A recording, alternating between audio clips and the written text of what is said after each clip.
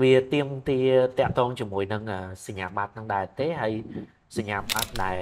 មានការទទួលស្គាល់អ្នកដែលអត់មានសញ្ញាបត្រនៅតែអាចធ្វើការងារនឹងបានឬក៏យ៉ាងម៉េចដែរព្រោះចំណុចហ្នឹងគេលើកឡើងមកនិយាយច្រើនតាក់ទងជាមួយនឹងគេហៅវិជ្ជាជីវៈសំណង់ស៊ីវិលខ្ញុំគិតថាអ្នកដែលគាត់ធ្វើការនៅក្នុងវិស័យ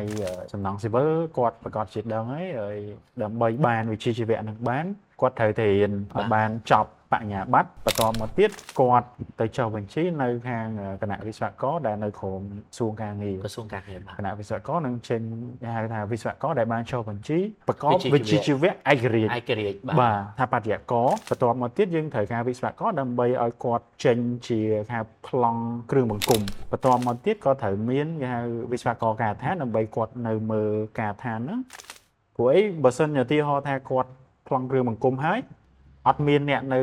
ក្នុងការដ្ឋានទេប្រកាសជាអាចមានបញ្ហានៅក្នុងការដ្ឋានហ្នឹងទីផ្សារហ្នឹងវាយ៉ាងម៉េចដែរដោយសារបច្ចុប្បន្ននេះវាជាគេហៅថាសម័យ AI ហើយបាទប្រជាពលរដ្ឋអ្នករៀន AI សិក្សាខាងផ្នែក AI គាត់អាចយល់ថាការងារខ្លះប្រើ AI ជំនួសបានតែសំណង់ស៊ីវិលហ្នឹងអាចប្រើ AI ជំនួសបាន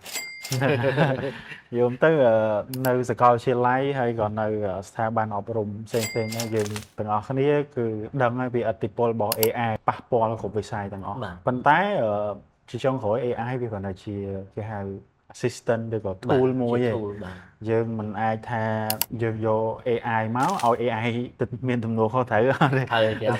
យើង design ប្លង់មួយយើងតែ design by AI ឲ្យ AI ទួលខុសត្រូវយើងប្តឹង AI ដាក់គុកអត់